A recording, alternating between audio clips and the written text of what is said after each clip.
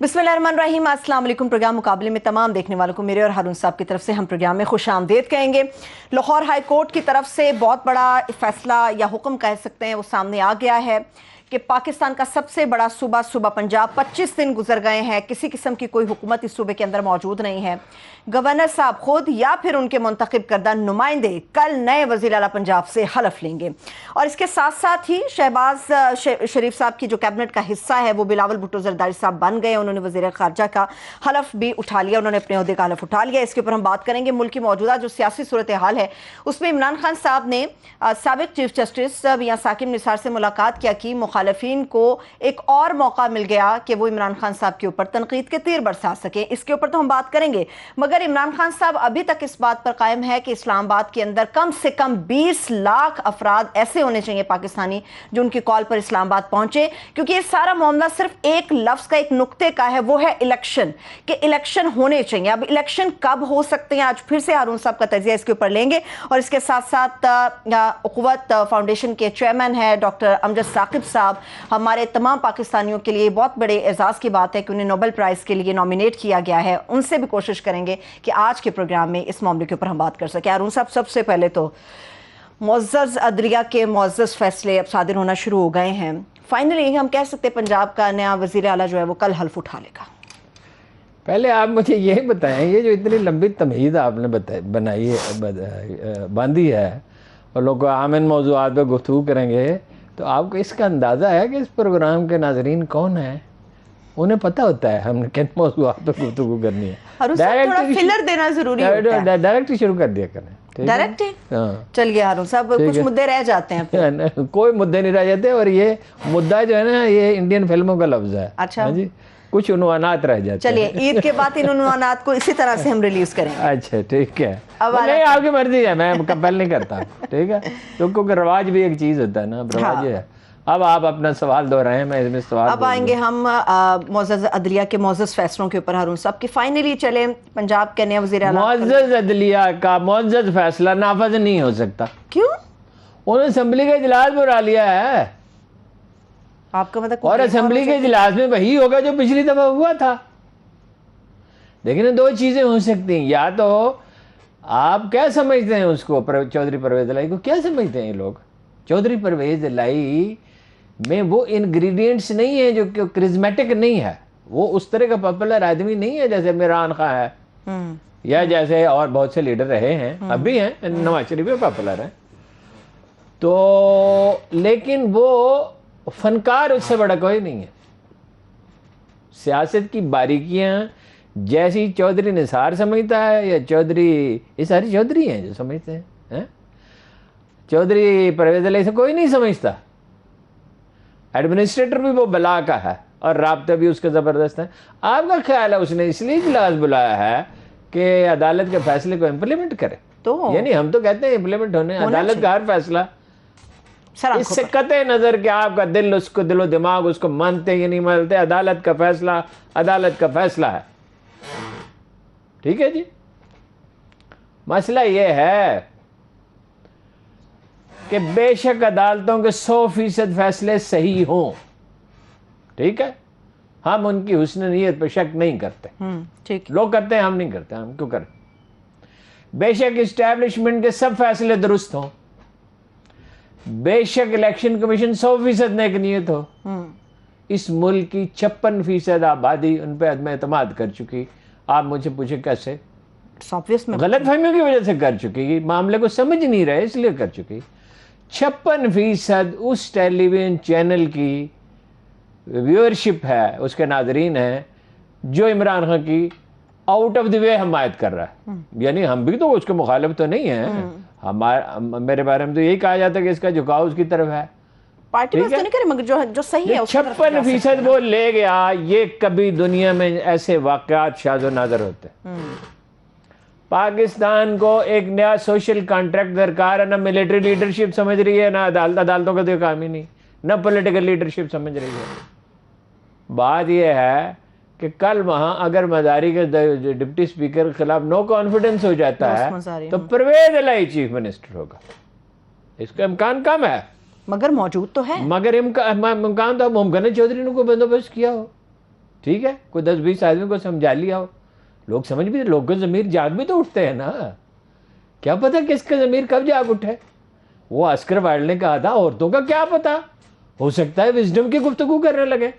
ہارون صاحب اب آپ میرے سامنے بیٹھ کے یہ باتیں نہ کریں. مزاحیہ بات ہے نا, مزاح کو مزاح کے طور پر لینا چاہیے. دنیا بہت سی دانا خواتین ہیں, دنیا میں ایسی دانا یعنی دور اول کو تو چھوڑ دیں, تو وہ جو حسن بصری ہیں, کیا نام ہے ان کا, جو حسن بصری کی کنٹمپریری تھی خاتون, تو ان کے عظیم ولی ہونے میں کبھی کسی نے شبہ ظاہر کیا ہے؟ ہاں جی, وہ خواتین تو حضرت سیدہ خدیجۃ الکبریٰ تھی, حضرت عائشہ تھیں, حضرت سیدہ فاطمہ تھیں, جناب مریم علیہ السلام تھے. قرآن ان کا ذکر سے بھرا ہوا, ان کا نام لے کے ان کا ذکر کرتا ہے. ٹھیک ہے, پھر ایک مزاحیہ بات ہے, کیا پتہ ہے کب کسی کا ضمیر جاگ اٹھے. او بھائی ایک نیا ایگریمنٹ درکار ہے. اب آپ پوچھیں نیا ایگریمنٹ کیوں نہیں ہو رہا؟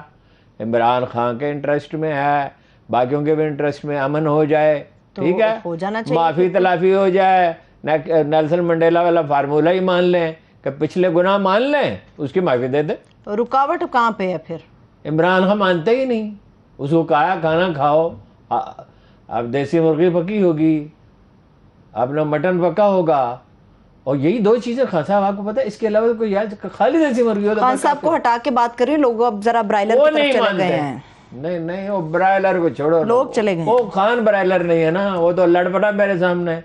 اس سے اپنا راشد خان کے گھر گیا, برائلر چکن پکا ہوا تھا, اس نے کہا یہ کیوں پکا ہوا ہے؟ میرے سامنے اس نے اس سے برا بلا کہا چودھری نثار کو برائلر کیوں پکایا.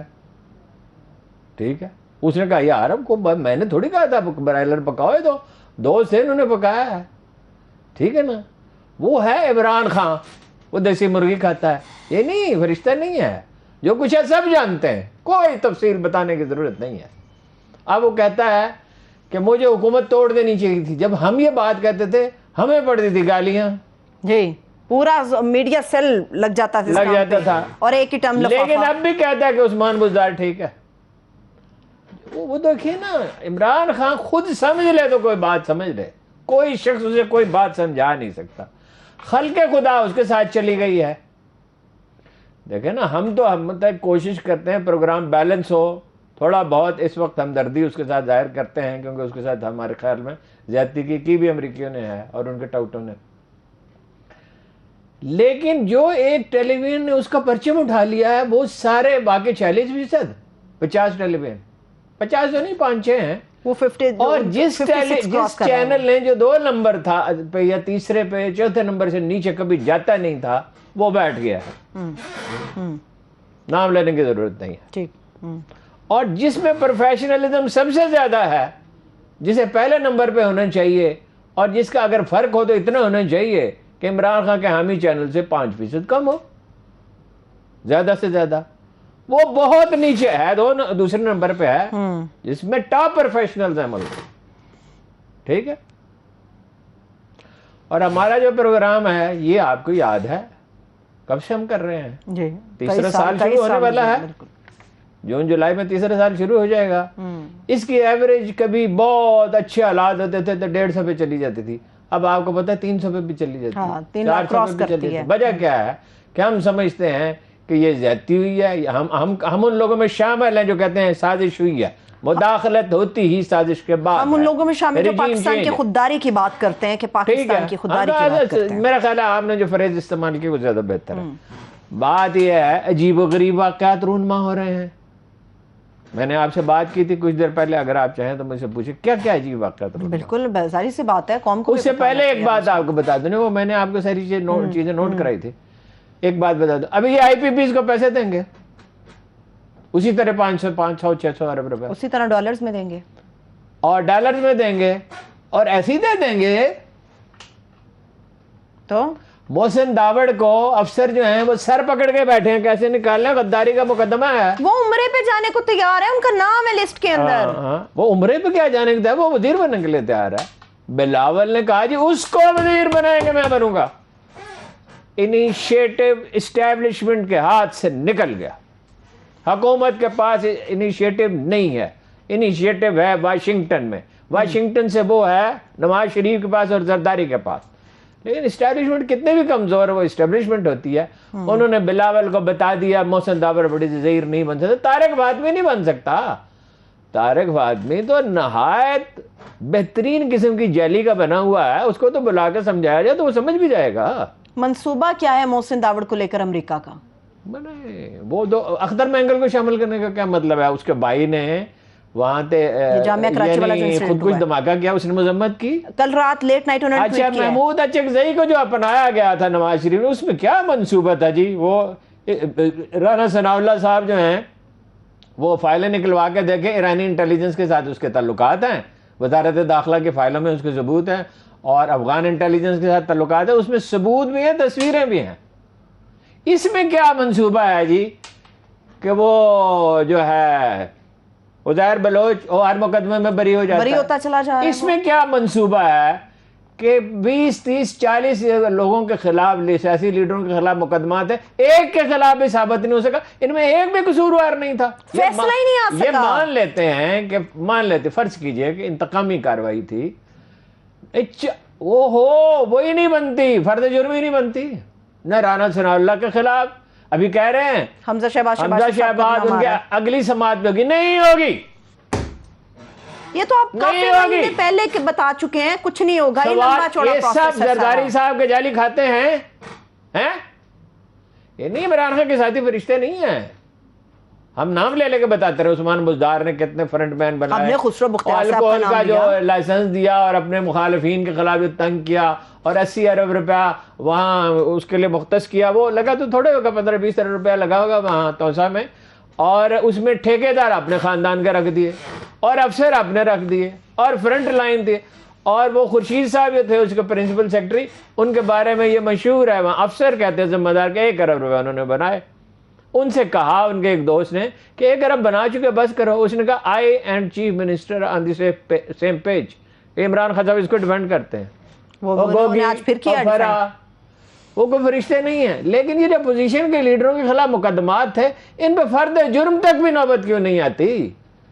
انہیں میں سے کسی ایک کو بھی سزا کیوں نہیں دی؟ اور 16 ارب روپے, اور افسروں کے تبادلے ہو رہے ہیں, افسروں کے تبادلے ہو رہے ہیں, کوئی افسر کسی سے بات نہیں کرتا, ٹھیک ہے. اور عمران خان نے آج جرنلسٹوں سے کہا جو بالکل ٹھیک ہے کہ بندے تو افسر شاہی میں ان کے 30 آدمی ہیں, میں کسی دن فہرست پڑھ کے سنا دوں گا, یہ ہوگا کہ مجھ پہ وہ مقدمہ دائر کر دیں گے تو چلو مقدمہ دائر کر دیں گے. ٹھیک ہے ہارون صاحب, میں آپ سے بات کرتی ہوں, ایک ذرا بریک لے لیتے ہیں, فوری طور پہ ایک بریک لیتے ہیں, واپس آ کے کنٹینیو کرتے ہیں, ہمارے ساتھ رہیے. بریک کے بعد ایک بار پھر سے پروگرام میں ہم آپ کو خوش آمدید کہیں گے. ہارون صاحب, آپ نے بتایا تھا کہ معاملات آگے جانے چاہیے, بڑھنے بھی چاہیے, مذاکرات کیا کسی سطح پر اب ہو رہے ہیں عمران خان صاحب کے ساتھ؟ ہی ریفیوزڈ.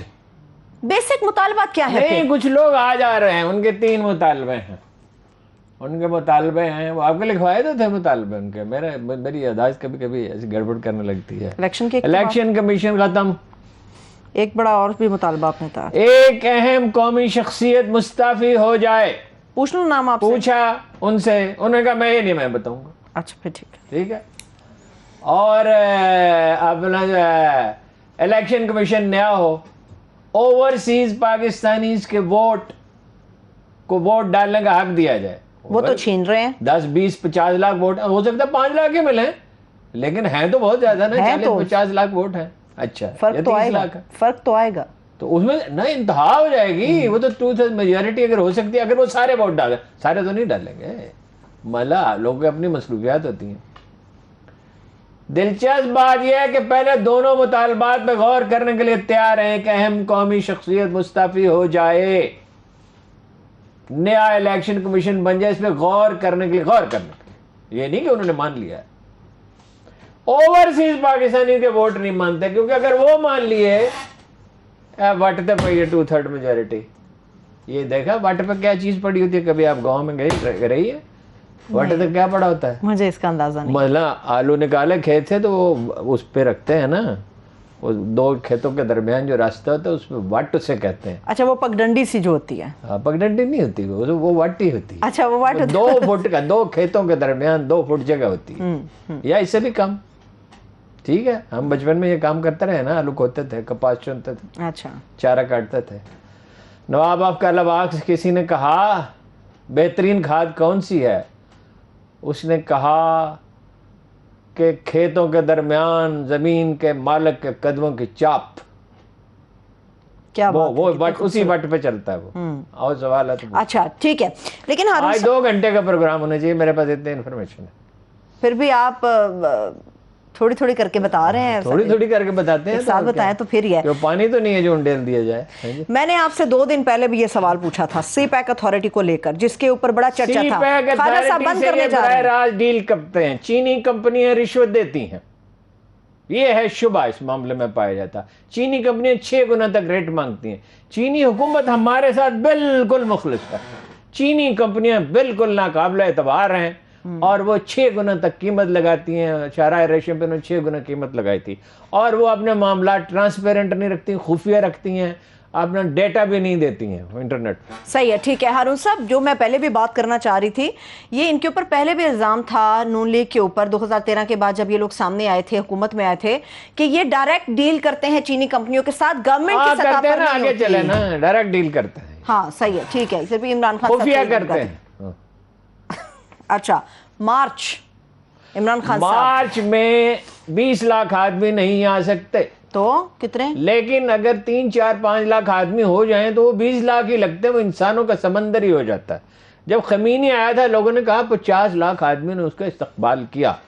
ظاہر ہے 50 لاکھ نہیں تھے، لیکن اگر وہ جو ایران کی آبادی 4 5 کروڑ تھی اس وقت، 6 کروڑ، تو لیکن اگر وہ 20 لاکھ بھی تھے. دوشنبہ پہ کہتے ہیں 10 لاکھ آدمیوں نے مظاہرہ کیا اور کمیونزم ختم ہو گیا، روسی تسلط ختم ہو گیا. 10 لاکھ نہیں ہوں گے، 3 4 لاکھ ہوں گے.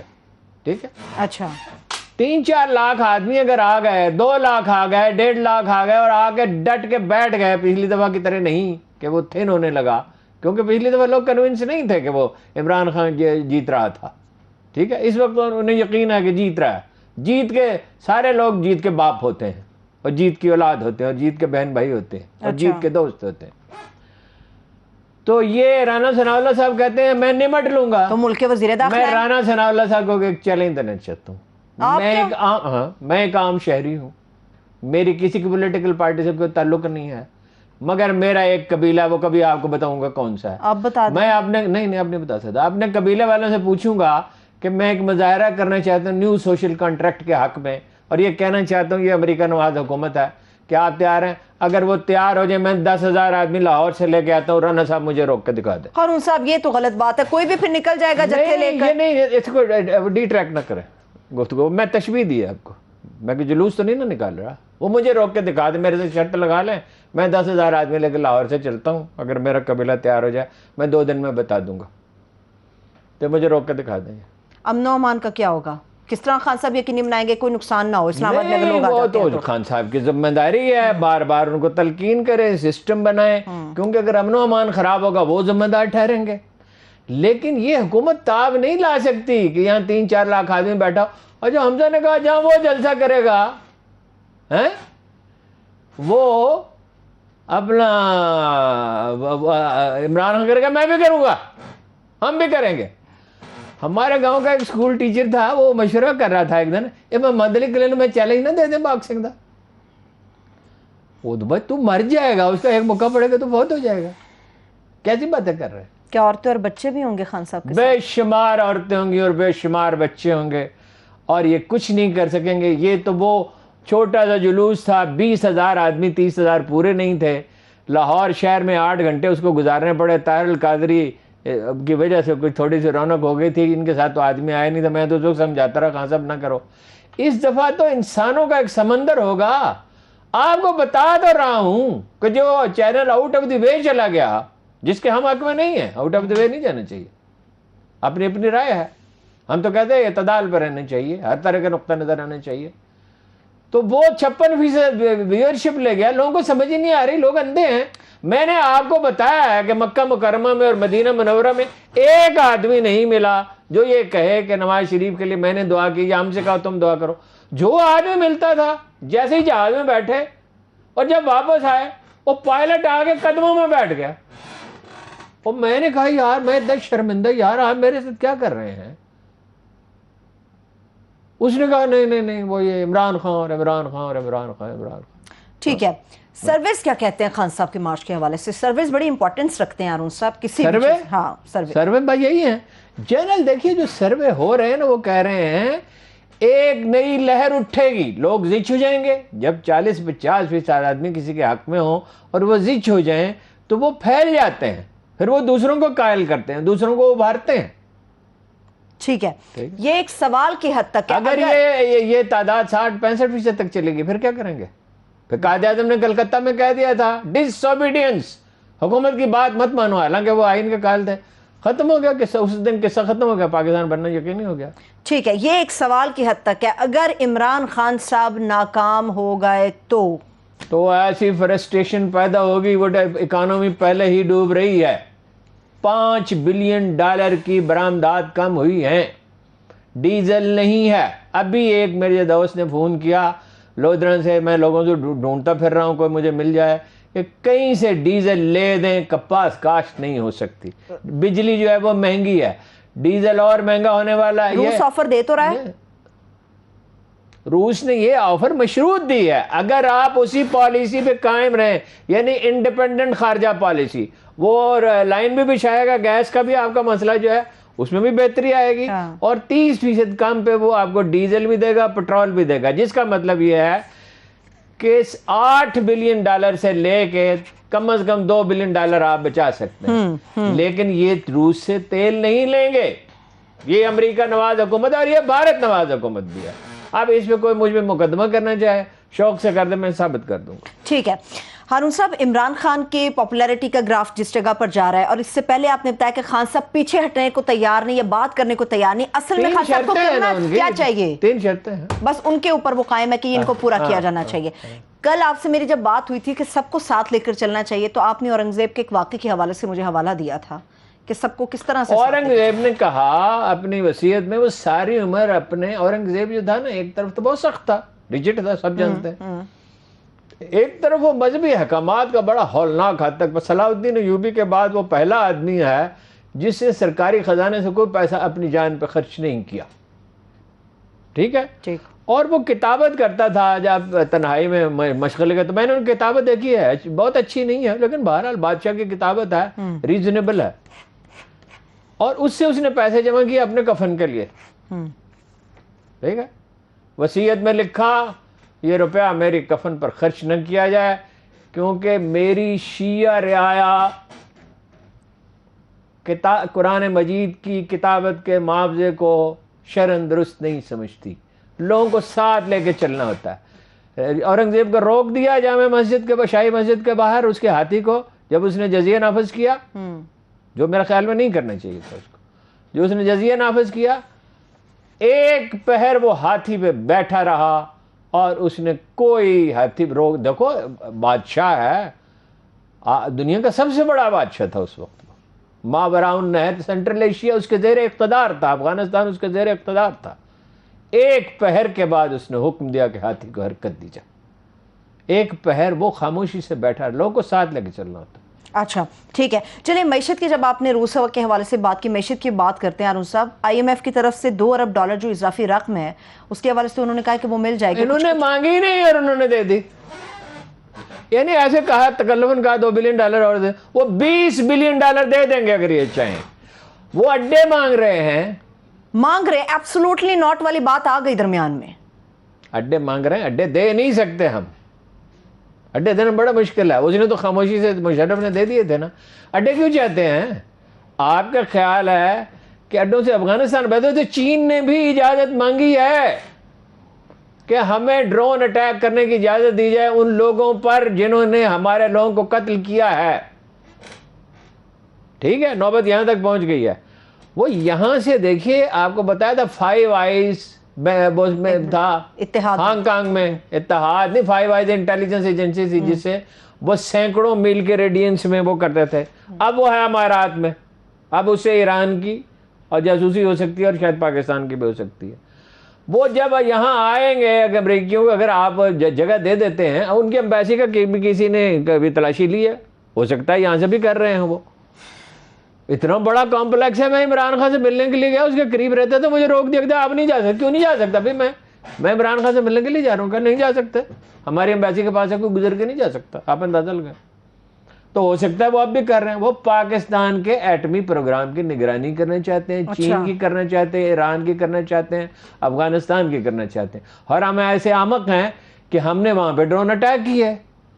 یہ ٹھیک ہے کہ طالبان کے آنے کے بعد ٹی ٹی پی تحریک طالبان پاکستان سہولت میں 5-6 ہزار آدمی ہیں، وہ دہشت گردی ہو رہی ہے، لیکن ہم دہشت گردوں کا نشانہ بناتے ہیں نا.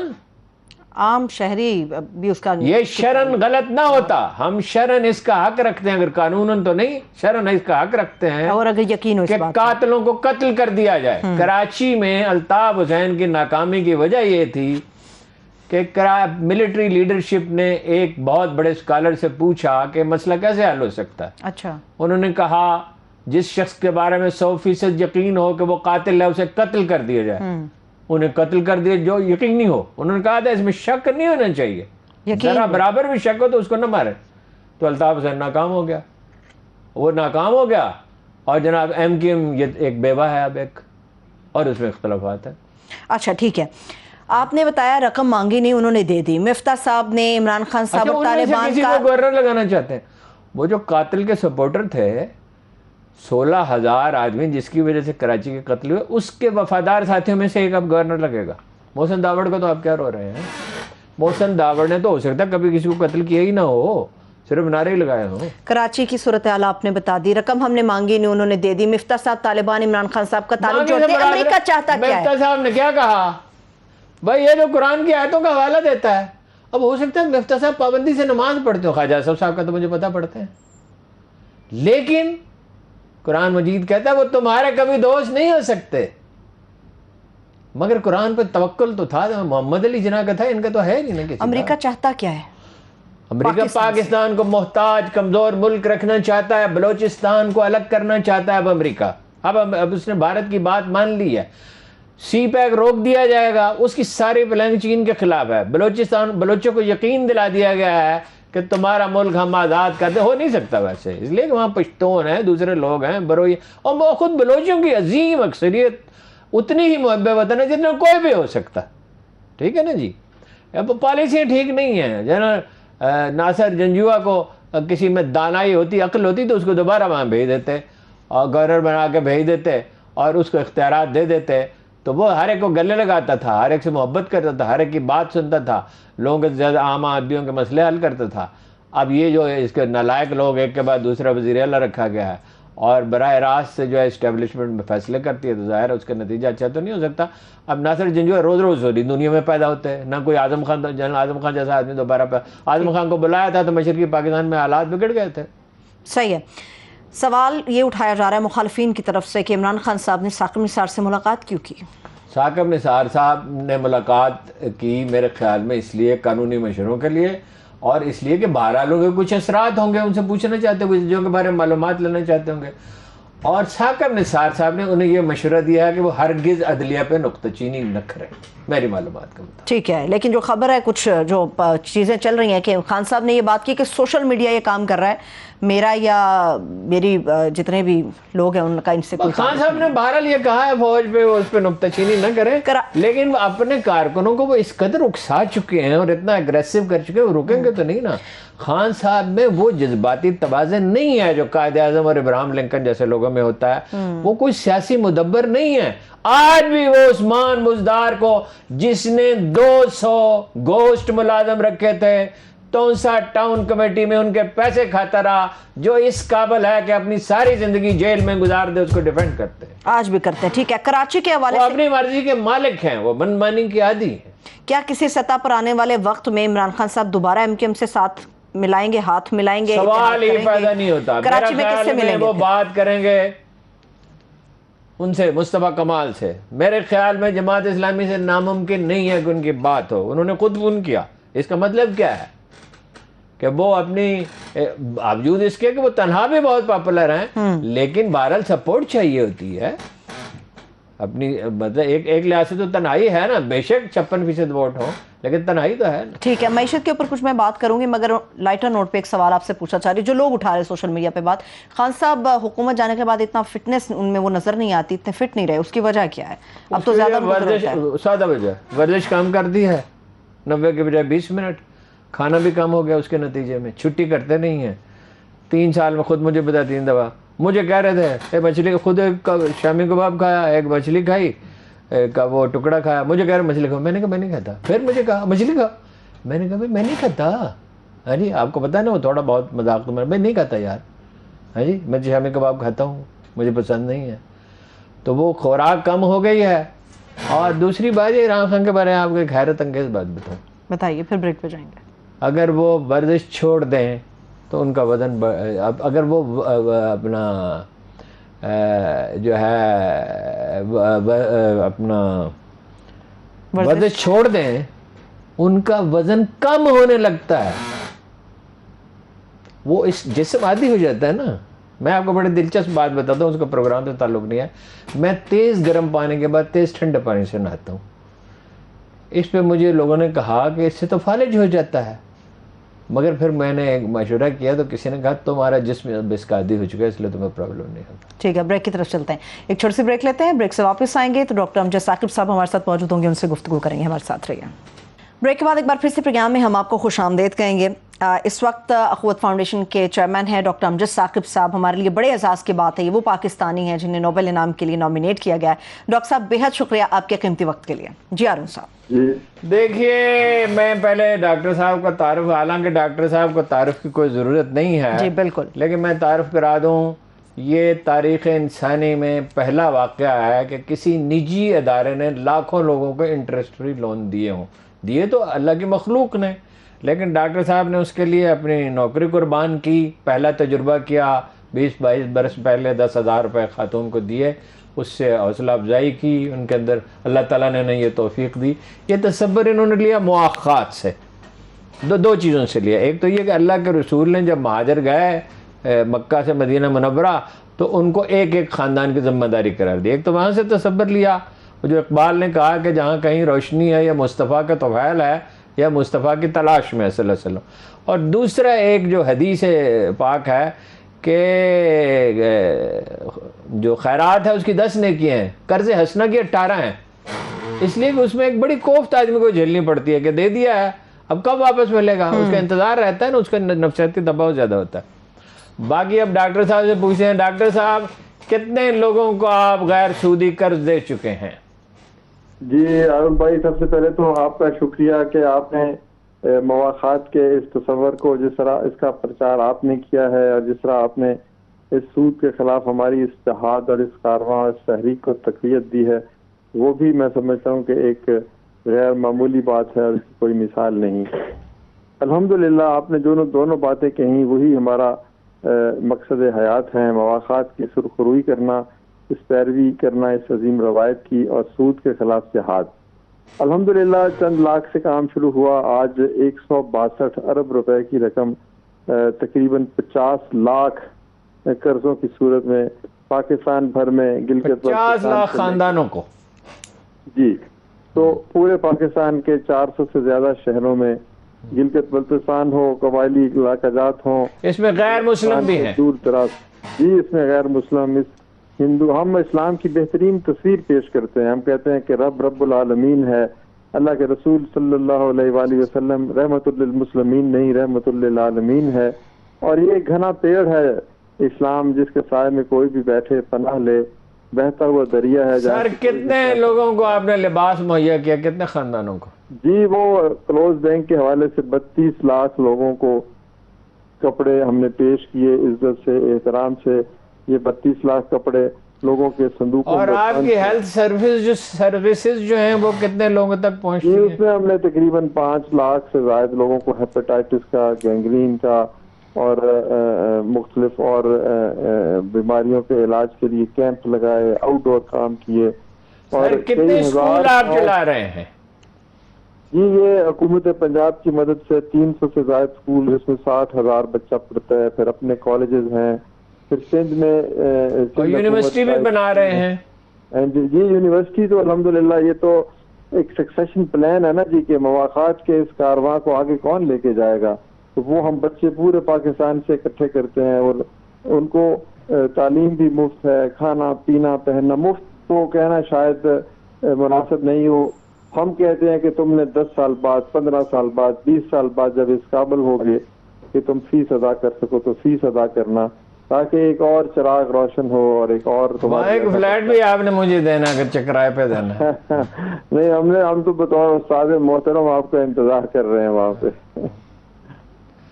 تو یہ جناب جتنی بھی کام ہے یہ نوبل پرائز کیسے تجویز ہوتا ہے نام؟ یہ کوئی یہاں سے انیشیٹ ہوتا ہے یا کمیٹی خود کرتی ہے؟ نہیں سر، اس کے بارے میں مجھے کچھ زیادہ خود خبر نہیں ہے. یہ پرانے جو نوبل لاریٹ ہوتے ہیں اور کچھ اور منتخب افراد ہوتے ہیں جن کو یہ استحقاق دیا جاتا ہے کہ آپ دنیا بھر سے کچھ ایسے لوگوں کے نام تجویز کریں جنہوں نے کوئی غیر معمولی کام کیا ہو. تو کسی اللہ کے بندے کو یہ بغیر سودی کام پسند آیا اور اس نے یہ نام دے دیا. تو ہم نام سے اتنے ایکسائٹڈ نہیں ہیں، صرف اس بات سے ضرور ہمیں ایک خوشی ہے کہ پاکستان کا نام سر بلند ہوا اور ہماری ایک دیرینہ روایت جو ہے اس کا اب تذکرہ جو ہے وہ زبان زد عام ہونے لگ پڑا ہے. اب لوگ سوچنے پہ مجبور ہوئے ہیں کہ ایک طرف سرمایہ داریانہ نظام کا استحصالی شکنجہ ہے اور ایک طرف جو بھکاری بنایا جاتا ہے. ڈاکٹر صاحب اگر حکومت آپ کو 200-300 روپے دے دے، فرض کیجئے، یہ میری بات ہوتی رہی ہے بعض ذمہ دار لوگوں سے، آپ کے پاس بڑا مضبوط ڈھانچہ ہے، تو کیا یہ ہم امید کریں کہ آپ کوئی 1-1.5 کروڑ آبادی کو جو پرلے درجے کی غربت ہے اس میں سے نکال سکتے ہیں؟ جی بالکل، ان کو فائنینشیل انکلوژن جو ہے نا جی، یعنی سرمایہ کی فراہمی، یہ ایک اہم ترین دیکھا بھالا سمجھا بوجھا اور ٹرسٹڈ وے ہے پاورٹی ایلیویشن کا.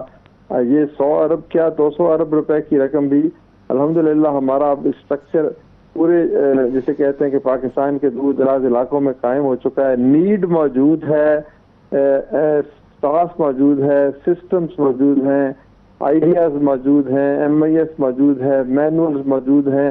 اور پاکستان کا آپ کا سسٹم میں نے دیکھا ماشاءاللہ بہت اچھا ہے، ایک کلک پہ یہ پتہ چل جاتا ہے کہ کون سے گاؤں میں کس شخص کو کتنا لون دیا گیا. جی، اور ہم ان سے آپ کی بات کروا سکتے ہیں. ہم نے ایک ایسا ڈیش بورڈ بنایا کہ ہم نے 25,000 لوگوں کو گھروں کی تعمیر کے لیے قرضے دیے ہیں. ان سے آپ بات کر سکتے. 25,000 لوگوں کو. باقی تو حکومت تو نہیں کر سکی، اتنے لوگوں کو نہیں دے سکی چلے وقت. اچھا ڈاکٹر صاحب، وقت ختم ہوا. اب یہ تو رمضان المبارک کا مبارک دن ہے اور اس میں تو ہر نیکی جو ہے سینکڑوں ہزاروں گنا بڑھ جاتی ہے. اور کل لیلۃ القدر ہے، کل جمعرات ہے، کل جمعرات ہے. جمعرات اور جمعے کی جو درمیانی شب ہے، علماء کا خیال یہ ہے کہ اگر اس میں 27ویں آ جائے یا طاق رات آ جائے تو لیلۃ القدر ہوتی ہے.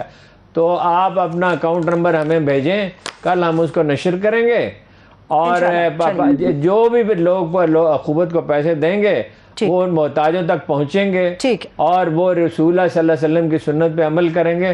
اور کوئی بعید نہیں ہے کہ ان کو ہزاروں گنا اللہ تعالیٰ. چلیں، بہت شکریہ. تھینکس سو مچ ڈاکٹر صاحب، آپ کا بھی شکریہ. آپ کا عید کے بعد ایک مفصل انٹرویو انشاءاللہ. اجازت دیجیے، اپنا بہت سا خیال رکھیے. خدا حافظ.